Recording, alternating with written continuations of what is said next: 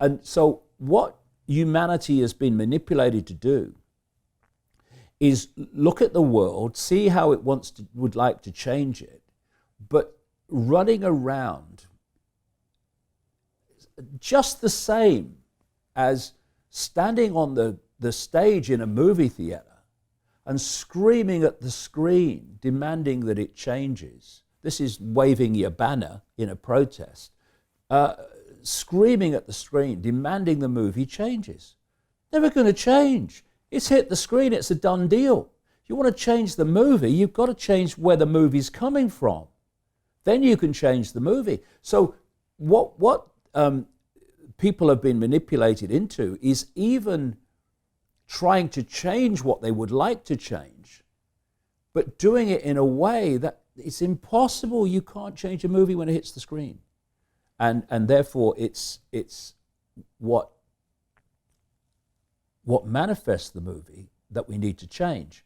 And that comes down in the human experience to perception, which becomes the feedback loop, which becomes the movie screen. Right. And I know you want to spend the next few years really going into that perception level. Yeah. And I want to hear about that. I just want to get your thoughts on Trump, the Trump phenomenon, and what you can tell about the rest of the world by looking at their reaction to Trump.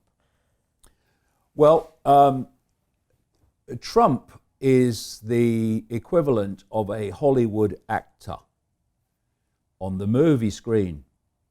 And the anti-Trumps people are other actors in the movie. And so humanities, those people that get caught in it, oh yeah, he's the baddie. He is. He's the baddie in this movie. That Trump, he's the baddie. Oh no, he's the goodie. He is the person I like. Right?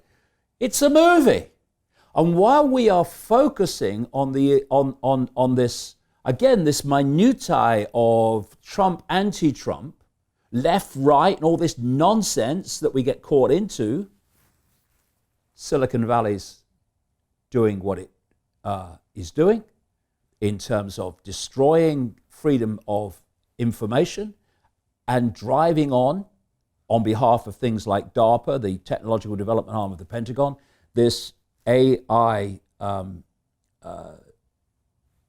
transhumanist agenda. It's a diversion.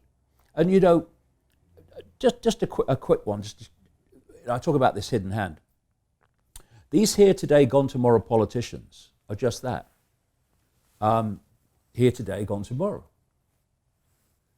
What we need to look at is that which is always there, because that's where the power is. That's what pushes this agenda on, no matter who's in power, who's the president, what party, whatever.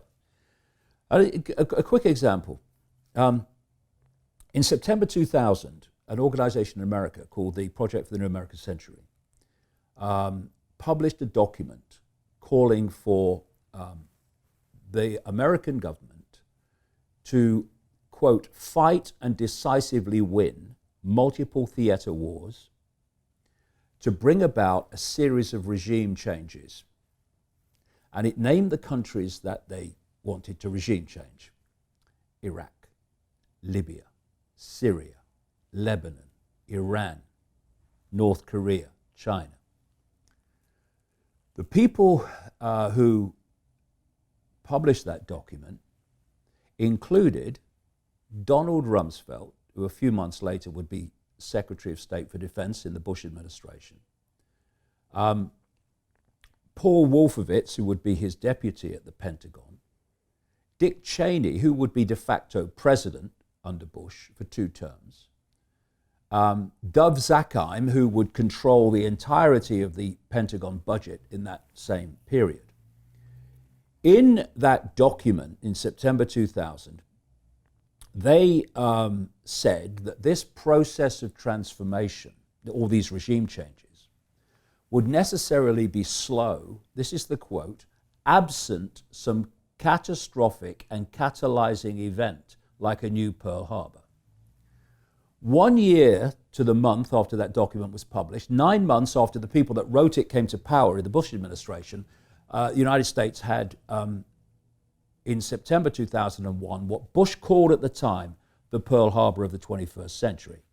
As a result of that, this process of regime change was triggered by the so-called war on terror justified by 9/11, which the official story of 9/11 is tragically laughable when you break it down and you see how the contradictions. Anyway, this is where I'm going in terms of the politicians and Trump. First man in, of course, officially, George W. Bush.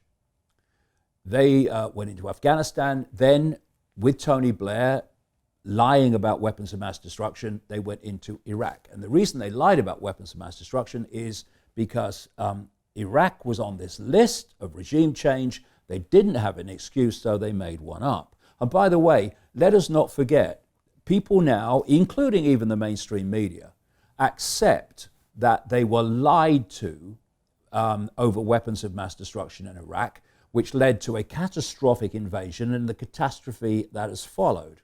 Let us not forget that the very same people, not the same agencies, the same governments, the same personalities that told us there were weapons of mass destruction in Iraq when they knew they weren't, were the same people that gave us the official story of 9/11. Okay, so the list, Iraq.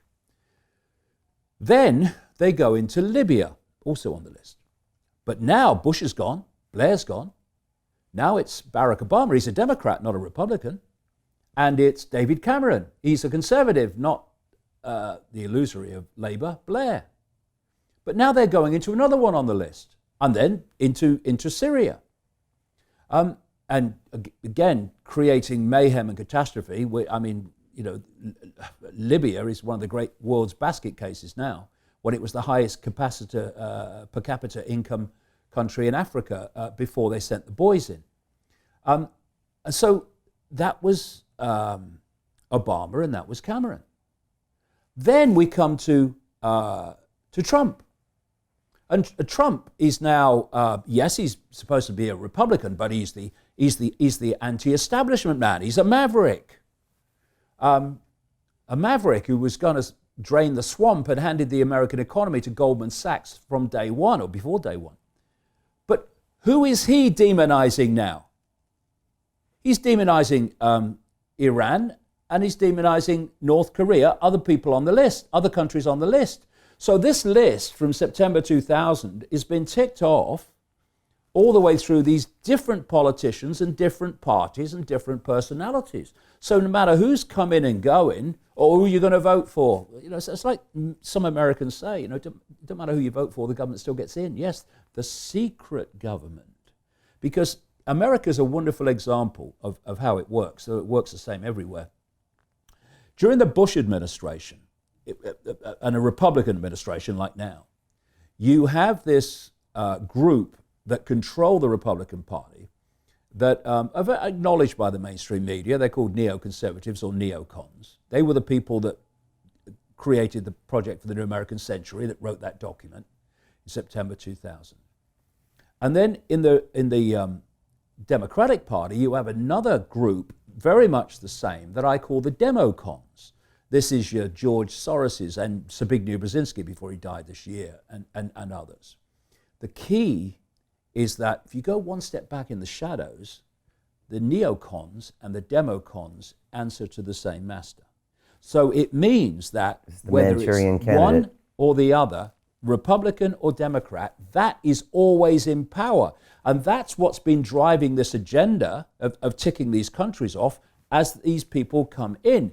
Now, I'll give you an example, another example of how the manipulation works. For me, Trump was selected by these people. He was selected by these people for a number of reasons. One was because he would hand the government over to the corporation billionaires, which he's done, more billionaires in this administration than any other American administration. But also, he was, by his very nature, a polarity that you could play another polarity against, because they want divide and rule. They want civil war in America. They want civil war in Europe as well. But because while we're fighting each other, that can do what the hell it likes, unchallenged. But was one thing about Trump. which I think he was genuine on during the election campaign. He really didn't want conflict with Russia. He did want to come together. I think he was genuine on that. So if you look from the moment he got elected, although there were so many things of benefit to this hidden hand with Trump, there was one thing they didn't want, and that was Russia coming together. They want to hold them apart. They want to keep them in conflict.